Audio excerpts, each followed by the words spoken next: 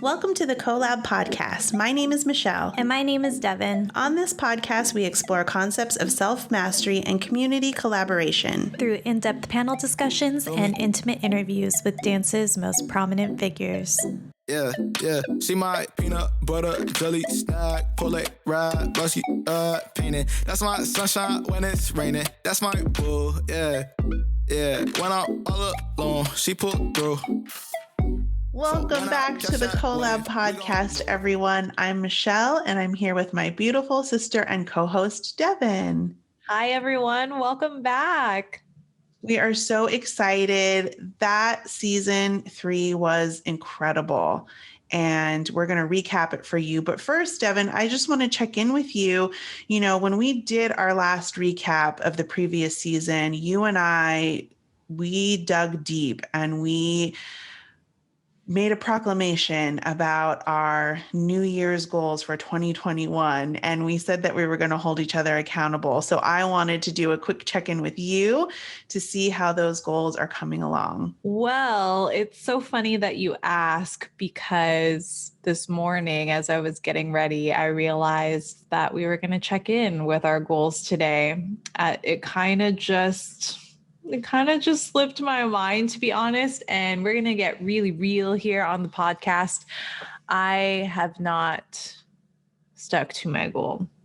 We are recording this at the beginning of February. You guys will be hearing it some time from now, but I unfortunately have not been freestyling consistently.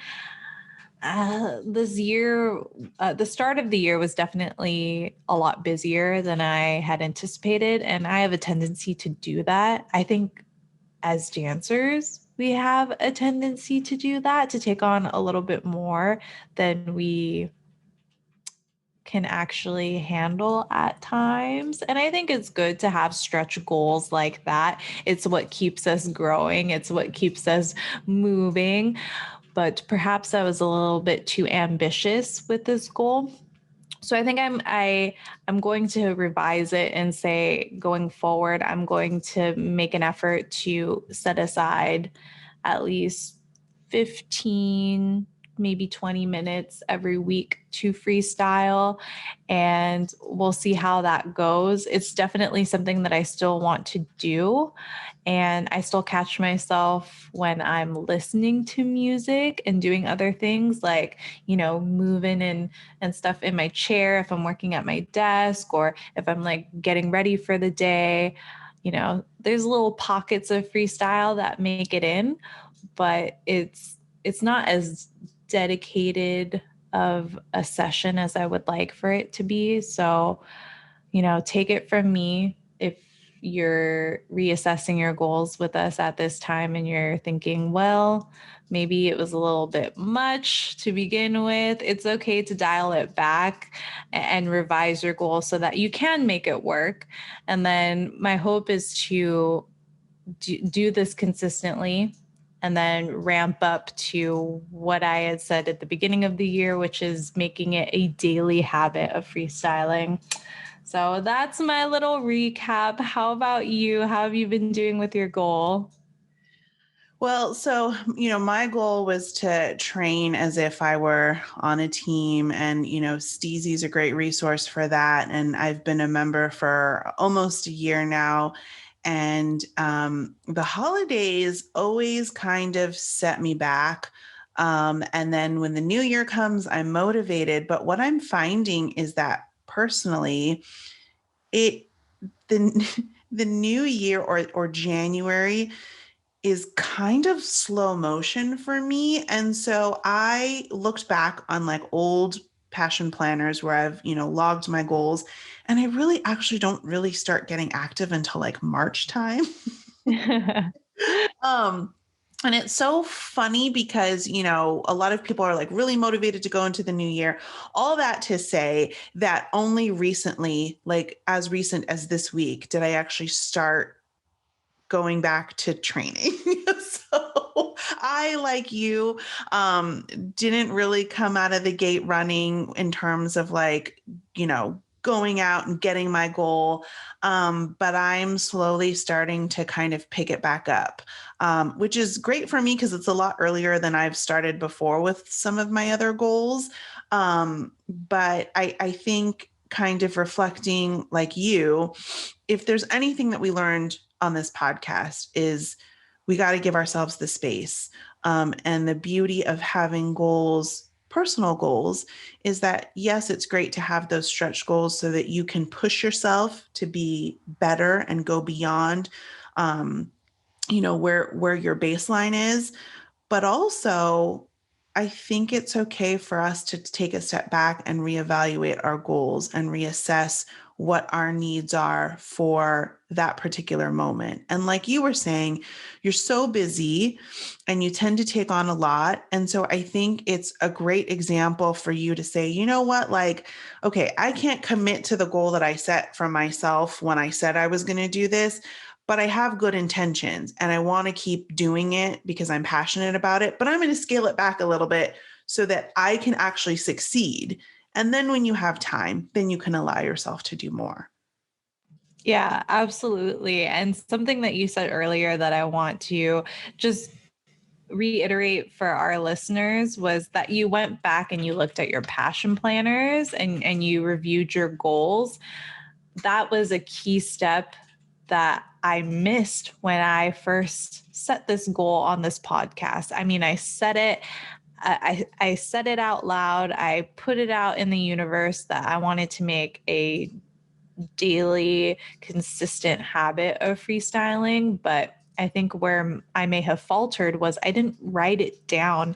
And for me personally, pen and paper is just such a powerful source of accountability. It's a way for me to check in. I love bullet journaling. I love planning, having a fully like mapped out plan, right? Saying what time am I going to freestyle? How long am I going to freestyle for? And maybe even having like a tracker laid out. Those are things that I did not do. So I'm going to go back and do those things now.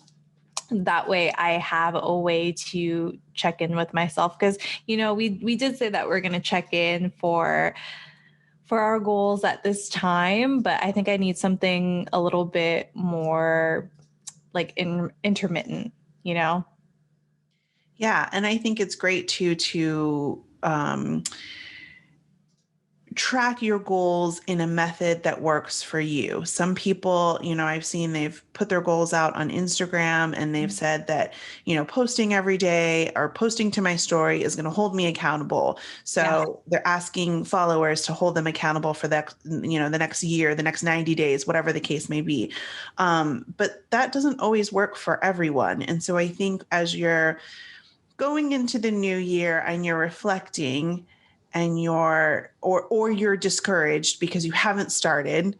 I'll go back to what I said the last time. It doesn't matter when you start, just start. And if you need to take a step back and reevaluate, do that, because ultimately the goal is to be successful in whatever you've set out to do. It's not about just going and doing. You have to go out and do with intention and do what works for you. So that's how Michelle and I are doing with our goals for this year. And we, of course, would love to hear from our listeners. What is your progress so far with your 2021 goals? If you're listening to this on the podcast, feel free to hop over on Instagram and shoot us a direct message or comment. And then if you're listening on YouTube, you can leave a comment down below, and we'd love to hear how you guys are doing with your goals so far. Yeah, absolutely. I know I'm interested, definitely. And if you're like Devin and I and you haven't started, or maybe you started and, it was a little bit rough, feel free to share that with us too. This is a safe space and we just want to help encourage you. And sometimes it's therapeutic to just share it and put it out there. And sometimes that holds people accountable, is when you actually say it out loud, like, I didn't do so great. Yeah. Well, we opened up this season with the legendary Anna Sarao, and I was just blown away by her theories and her concepts, you know, I mean, we know her as a dancer, but she really kind of connected all the pieces for us in terms of mind, body, and soul. And that was a really big takeaway for me. And I still think about that as I'm training and dancing and trying to, you know, keep up with my skills. I think about trying to connect all of those pieces because, and we talked about this during the episode, when we dance, for a lot of us, it's just to move our bodies and express ourselves, but to, you know, implement some of the exercises that Anna talked about that she uses in her program, I think was really enlightening. And I just really loved talking to her. So did I. That was a great episode for so many reasons.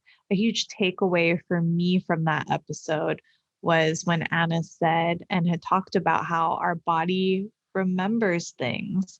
It has a memory. So when there are situations that have either a really positive impact or, unfortunately, in some cases, a negative impact, our body remembers that.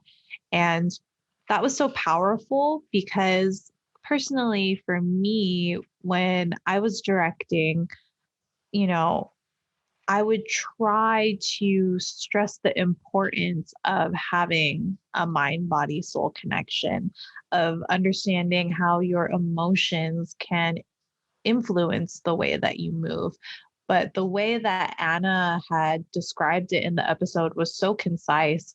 And it was like, if I could go back in time and describe it in such a way, I think it would have had such an impact. But Anna is saying it now. Anna is doing so much with her guy dance. And if you haven't watched that episode, we'll leave links to all of season 3. That way you guys can get caught up. But I would definitely say go back and listen to it because it's such an enlightening description of how we've been impacted during this past year and how to take that and use it so that our bodies can move the way that we want them to. Absolutely. And, you know, it was funny because our dad, after he listened to the episode, you know, I mean, we've talked about it. Devin and I talk a lot about the people in the community, and we are very open with our parents about our dance journey and who we've encountered.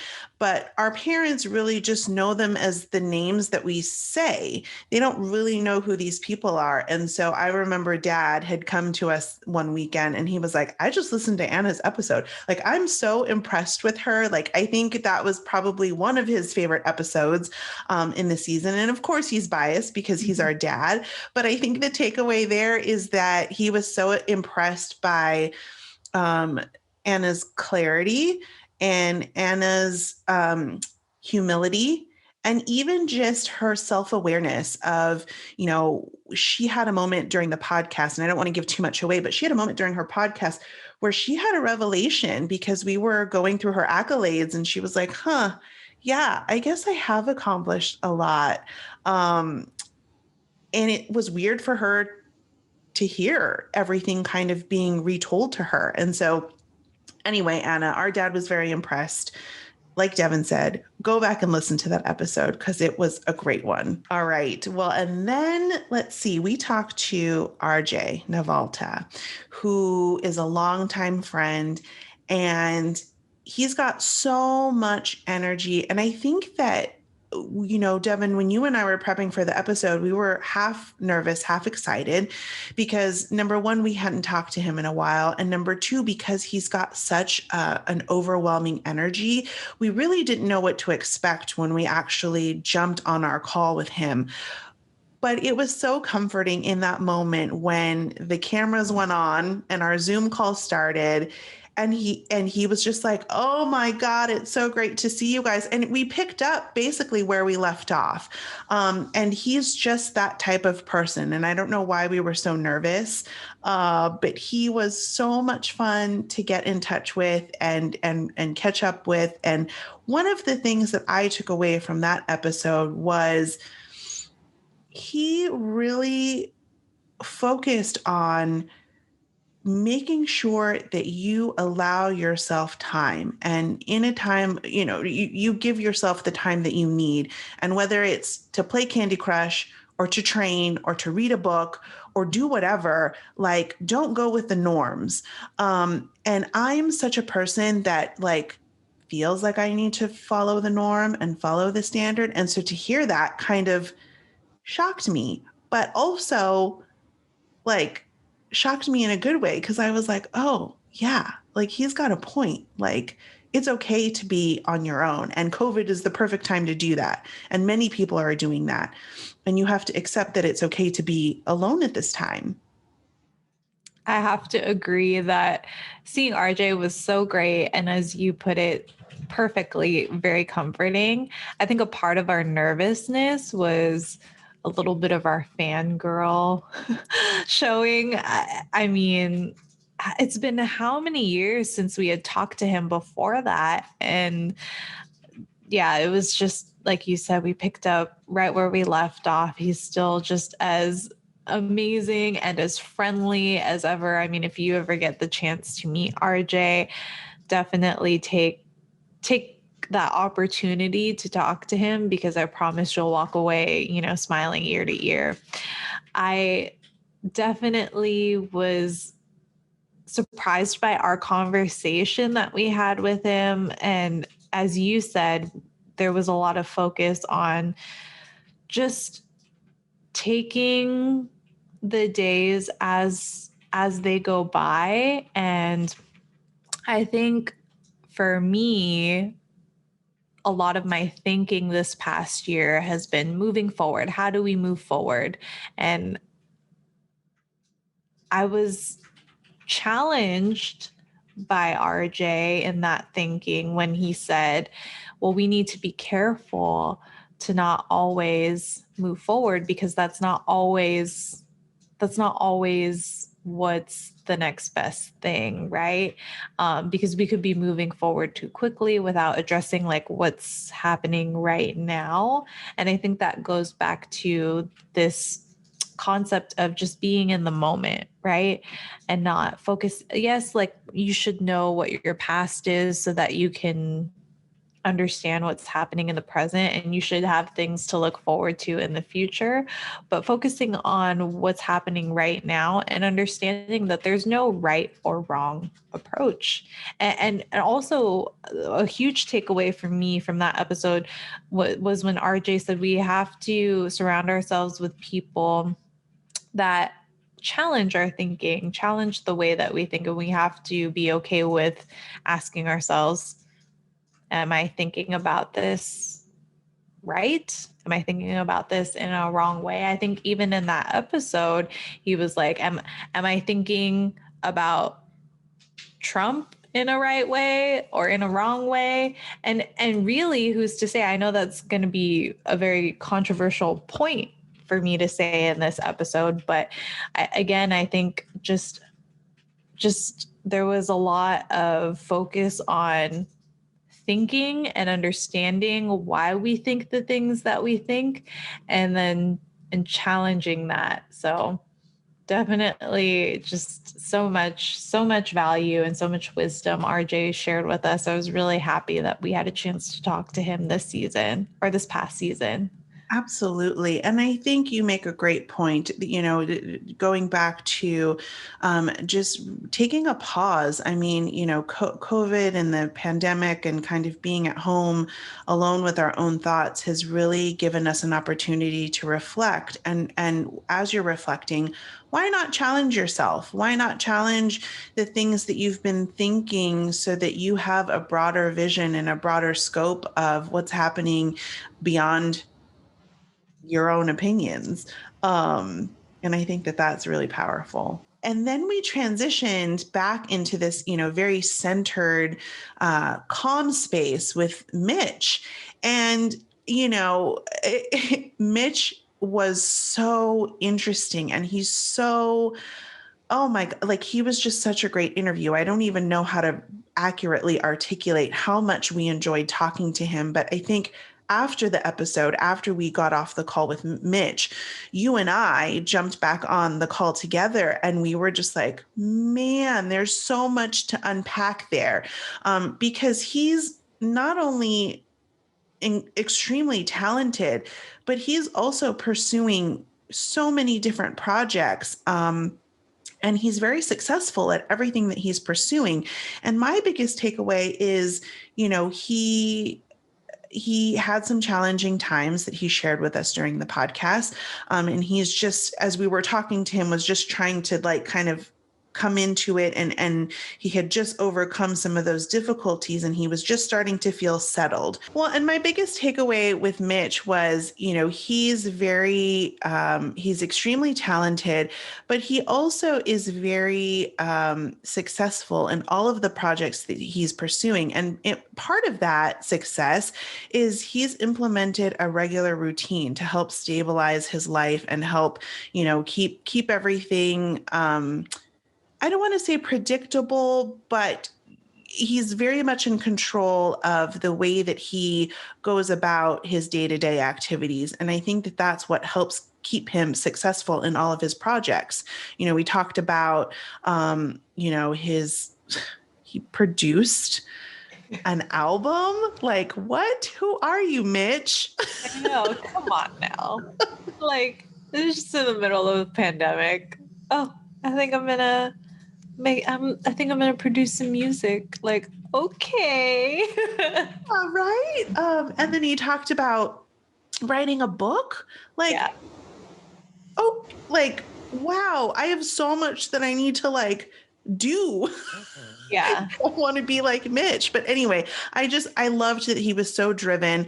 And I really just loved that he really was intentional with his day to day, because I think that is what is helping him actually accomplish all of these projects that he's been wanting to do.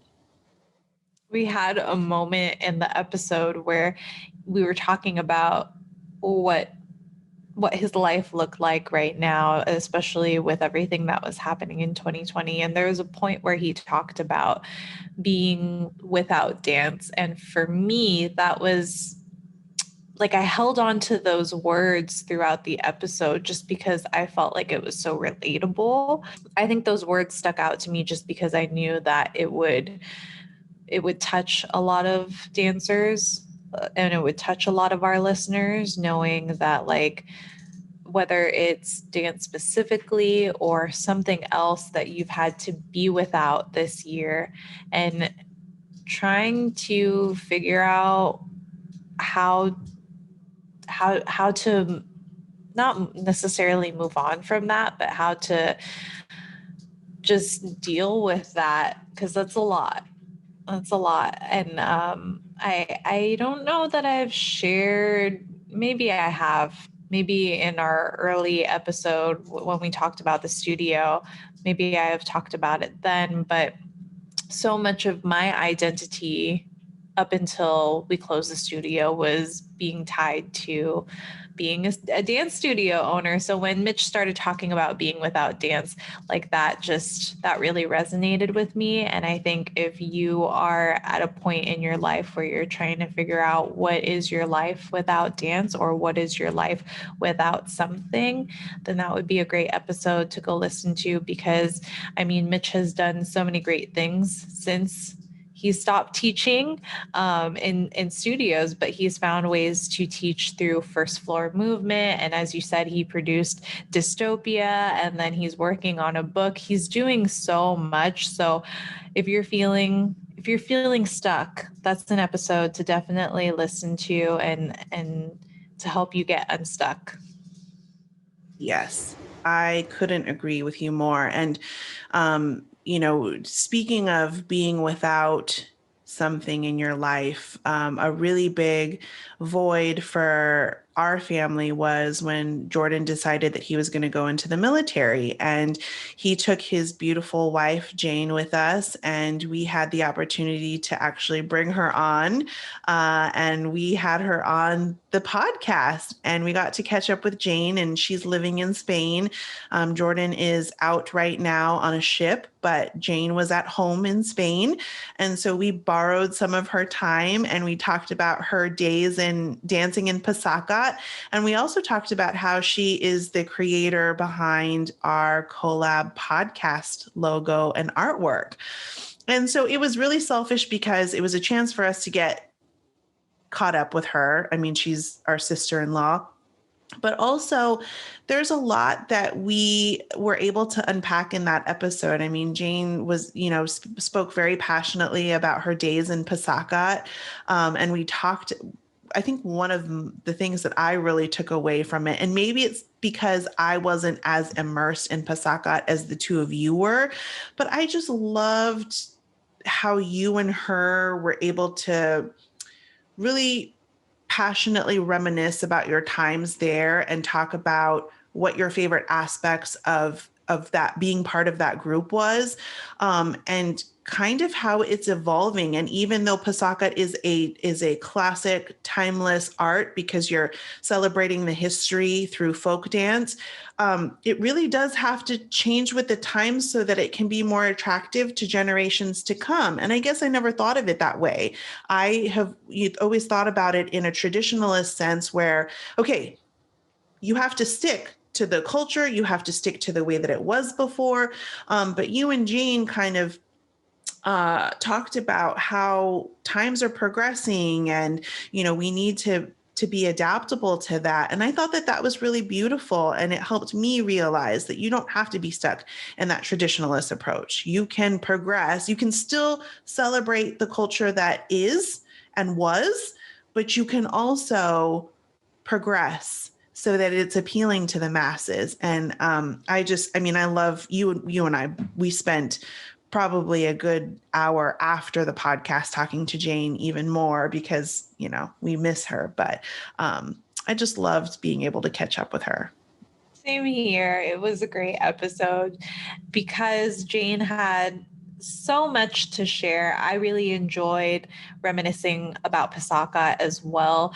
For our listeners, just a little context. That's how Jordan and I started dancing, was through Filipino folk dance. And from there, we were able to move into hip hop, and so much of how we learned to pick up choreography, how to move our bodies was rooted in Pasakat. So that was a nice trip down memory lane with Jane. And I have so much respect for her with what she said in terms of like sticking with Pasakat through their larger numbers as a dance troupe, and then sort of having those numbers taper off towards their extravaganza, and seeing that as an opportunity to get even closer and to really enhance and strengthen their bond as a team. That's something that I think a lot of dancers are probably missing right now, is having that dance team bond and having time with the people that you share the stage with. So I think that's something that kind of just helped me appreciate the time that I did have with our dance teams, and hopefully is inspiring our listeners to look back fondly on memories that they've had with their fellow dance peers. I also really loved in that episode that we talked about where Jane has grown creatively. I mean, we focused on her time with Pasakat, but from there, the episode flowed into what she's doing now. And even though it's outside of dance, I think being creative is something that, dancers are obviously really in tune with. And perhaps it's just me, and perhaps it's just the community and the bubble that I live in, but living creatively is something that I've really struggled with. And, taking that leap of faith that Jane talked about in her episode to really go all in on her craft, taking a chance on herself, that was such a powerful moment for me when we talked to her, because I think and I could be generalizing here, but I think as dancers, we often hit that crossroads. Like, do we take our craft beyond recreational purposes? Do we go beyond just having it as a hobby? Can we take it to that next level and have it be a profession, something that we can build a living off of? So overall, just so much love for Jane, so much love for that episode. If you want to hear more about what it's like to take a chance on yourself, to take a chance on your craft and what you love, then go back and listen to Jane's episode. Yes. And we continued our trip down memory lane, and we caught up with your maid of honor, and our soul sister, Kiara, who was a dancer with us at the box. And Kiara is such a special person in our lives because, you know, I look back into, you know, and we talked about it in the episode when we first met Kiara, and I look back to those days. And, you know, when things are happening in the moment, you're enjoying them and you're in the present. But then when you actually years down the line have an opportunity to look back and reflect and realize, you know, I guess I never realized that Kiara would have such an impact in our lives. And I feel so blessed to be able to say that about Kiara. And she's beautiful on the inside and out. She's so creative and she is so brilliant. And so talented, to the point where it's hard to kind of like fit it in an episode, right? Because I mean, we talked about this too. We could have talked to her for hours and hours and hours and gone on about everything that's in her cute little brain of hers. But you know, of course, you know, with time restrictions and not wanting to put out a 5-hour podcast episode, you know, we had to kind of reel it in. But there was just so much to unpack with Kiara. And ultimately, I think my favorite thing was just being able to catch up with her and being able to see her face, because it has been so long and she has been such a huge part of our lives. So to be able to reconnect with her was amazing. And also the fact that she remembered all of that choreography from the box days still blows me away. I know, it's so crazy. Like, I still don't understand. Like, I can't even remember what I did yesterday. You know, like, how are you able to remember a whole set from that time? From what has it been? Like, oh God, it's been at least almost 7 years. I mean, that's a lot. I don't know. I'm horrible. I'm a horrible historian. Well, and I put it on her bed. It's just like, here I go. Enjoy. I so very much enjoyed that episode. As you said, Kiara was actually my maid of honor, but I failed to mention that you were my matron of honor. So for those reasons, that episode is extra special to me, because I had a chance to sit down and talk with both you and Kiara, my matron and maid of honors, two ladies who have been so influential and so important in my life. And I mean, Kiara is unlike anyone I have ever met before. She is the only person of her kind that I have ever crossed paths with, and I'm just so grateful for that. When I was going back and editing her episode, I texted her and it was like, I'm so in love. Like, I'm so in love with everything that you shared. I couldn't even really put it into words. And she said that she was still beaming from talking to us. So that energy was very much shared. I loved her insight and her ability to reflect on what was then and what was happening now, and how that's affecting her choices in the future. I also really love that, you know, Kiara talked about, again, having a creative lifestyle. As dancers, I think once you've kind of been in that scene, you if you decide to move outside of dance, there's so much. There's so much if you do decide that maybe dancing is not going to be what you do for a living.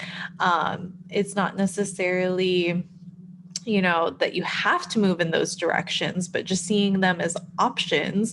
Kiara talked about how she's writing poetry and making art, and she's going to start rapping. I mean, my biggest regret from that episode was not asking her to give us a little sample of a rap, or even asking her to sing, because Kiara has the most amazing voice.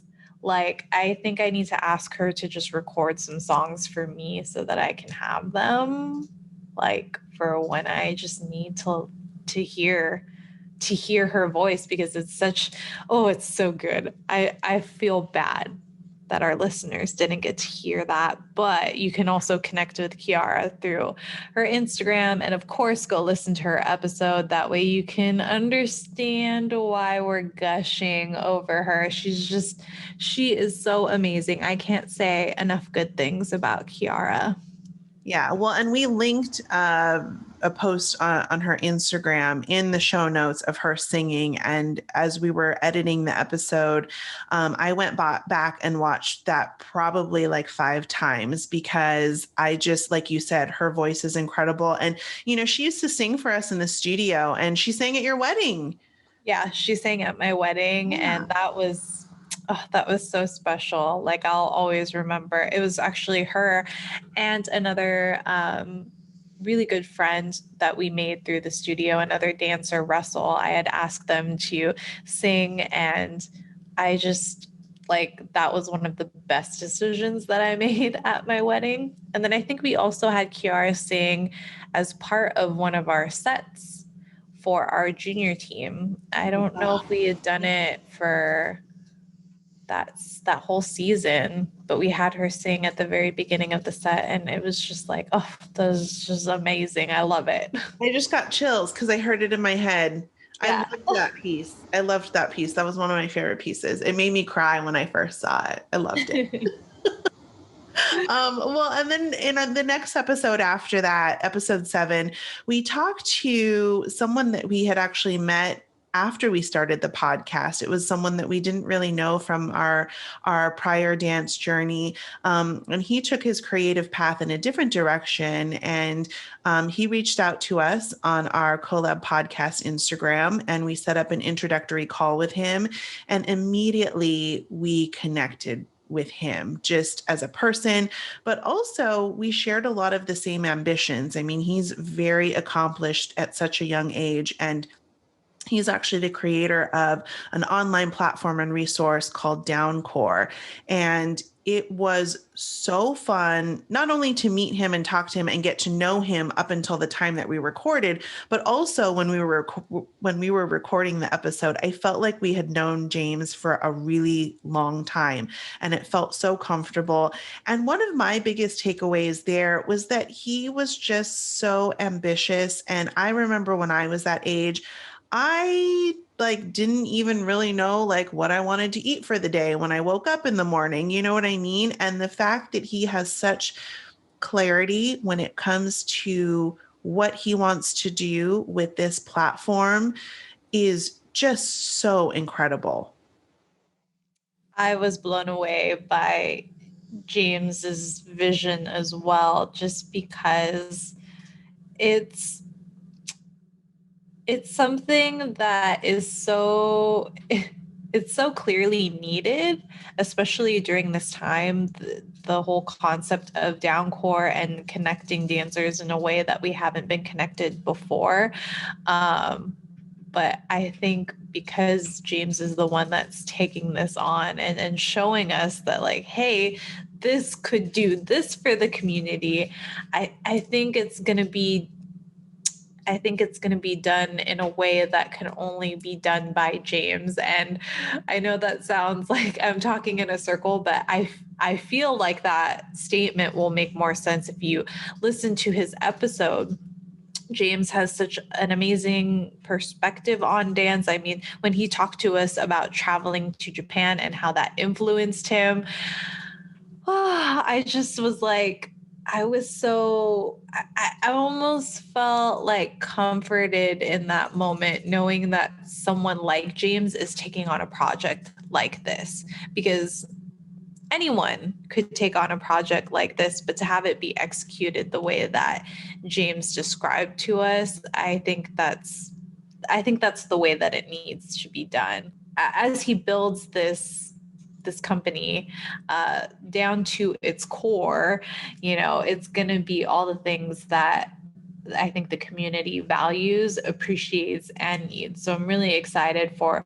what's to come with James and Downcore. And of course, I loved in that episode, we talked about anime. That was a great little tangent that we went off on. And I don't know, we might see after, he gets all settled with Downcore, we might see an anime from James. I don't know. I'm not putting pressure on you. I'm just saying, James, that's what we talked about. So I'm patiently waiting for it. Yeah. Don't forget that we talked about it, is what you're saying. Yeah, don't forget. It's just a little reminder. Exactly. Well, and also, I just want to say one of the things that I loved about James is that his discovery of dance and the different styles of dance was so organic. I mean, he even said in the episode when he danced, you were just hanging out with friends. It wasn't like you were going out and doing choreography. You just started to move to the music.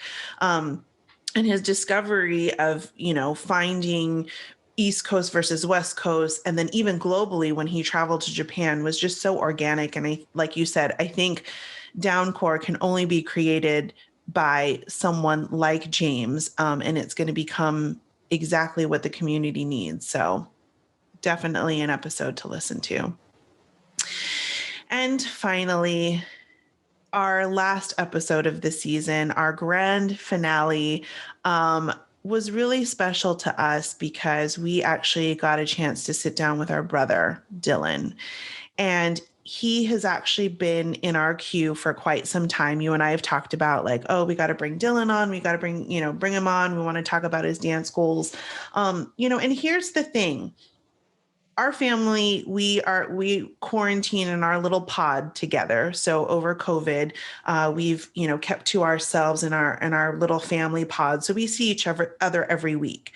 But to be able to sit down in an environment like this and revisit his dance goals and reminisce on the past is something that we don't do very often. I mean, we do talk about life. We're not, completely shallow, but we never take a deep dive like this. And so I think there was even a point where we all started crying in the episode. Not that I want to give too much away, but there was a lot of laughing and a lot of crying.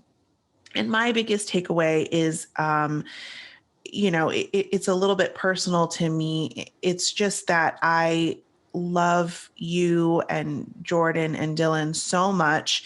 And I am so blessed to be on this journey with you, doing this podcast. We had a studio that was really special to us that we held very close to our hearts. And now, we've taken it in a different direction. And I feel so blessed that I have you, not only, as part of my family. And when I say you, I'm collectively talking about my siblings. I feel so blessed to have all of you, not only as my siblings, but also as part of this dance journey of my life. It really helps make things that much more special.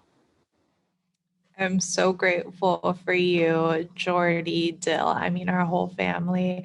I am so grateful for my loved ones, especially during this time. And as you said, our grand finale, our season finale with Dylan was incredibly sentimental. And the fact that we were able to reflect so deeply with Dylan is something that, again, I appreciate so much. I think a lot of what doing this podcast has taught me, a lot of what our guests have taught me, was that I would do so much differently. I would do so many things, and I would handle or say or act on things much differently than I had during the time that we had our studio. But that is the past. And I, if only I had a time machine, right? But also on that same token, I've, especially with Dylan's episode, I've come to realize that I can only control how I'm acting now and how I handle things in the future. And I think I was just kind of taken back by a lot of the things that Dylan had to say, especially when we were reminiscing on the studio, because I didn't know, and same with when we talked to Kiara, I didn't know that they were feeling these things. And so it gave me a lot to think about. And I think in summary, Dylan, if you're listening to this, I'm so proud of you. I'm so proud to be your sister. Not only are you so talented, you just, and I feel like that's not giving you enough credit. You're so talented, but the amount of work that you put in to be that talented also needs to be said and shared. And you're so insightful, and I can't wait to see like what comes of this, what comes of the things that you had shared in that episode. So I love you guys. I love you so much. And you guys are the reason why I still like feel like I have some sort of connection to dance. It's not even about like, we talked earlier at the top of the episode about our goals with dance. And yes, I think a lot of the motivation is to move, right? Because that feels good. Like I like moving, I like dancing, but some of that has to do with the fact that it just connects me back to you guys. It connects me back to my siblings and all of our loved ones. We shared so many good times with the people that we met along the way through having a dance studio. And now I'm just reminiscing on those times, but overall it's all in gratitude. Absolutely. And I think too, I just want to echo what you said about us being incredibly proud of Dylan and the work he's put into becoming a dancer. And talent isn't something that I believe isn't something that just comes. You have to work at it, and you have to perfect your craft, and you have to become a master at it. Also, I think that Dylan, if you are listening, I think Devin is trying to get that favorite sister spot. So just be careful. Put your guard up. Be weary. Because I too can also say nice things about you. And Jordan's not here to like defend his favorite sibling spot, so I know it's up for the taking. It's up for grabs. You've left it vulnerable. Sorry, Jordy. Yeah, sorry, Jordan. Oh my gosh, what a great season. And I think, with every season, as I said earlier, we're learning so much, not only in how we want to bring value on this podcast, but how we want to bring value into our own lives and have that be shared with the people around us. So we just want to say thank you so much to our listeners. You've been incredible, and we love that you love the episodes that we're sharing. We love that you're enjoying the guests that we're bringing on. We'd love to hear from you guys what you want to see in future episodes. So again, feel free to connect with us either in the comments down on our YouTube video or on Instagram. You can even reach us through email. So we'll have all of that stuff linked in the show notes. We want to hear from you guys, and we're so looking forward to this season. This is season 4. And I don't want to sound like a broken record. All of our seasons have been really special, but this season is also special because we're going to be counting down our 1-year anniversary of the Collab podcast. Can you guys believe it? Oh my gosh, I'm so excited. Me too. And to that end, thank you for all of our guests that we've talked to in our previous seasons 1, 2, and 3. I think each time we got someone scheduled and we sat down with them, we were so grateful that they took the time to sit down with us and share their insights. And, we couldn't do this without our listeners and our guests. And like Devin said, season 4 is going to be just as special as all of our other seasons have, because we will be celebrating a full year of doing this and putting content out for you guys to enjoy and hopefully take some things away from. So thank you so much for everything. Please don't bring your friends. Thank you so much for listening to the Collab podcast. If you enjoyed this episode, please show your support by leaving a review on iTunes. And be sure to subscribe to our show wherever you get your podcast. The conversation continues over on Instagram and YouTube with highlights from today's episode. When you on the way, make that move. Can't stay dead, no, that's my boo. Yeah, that's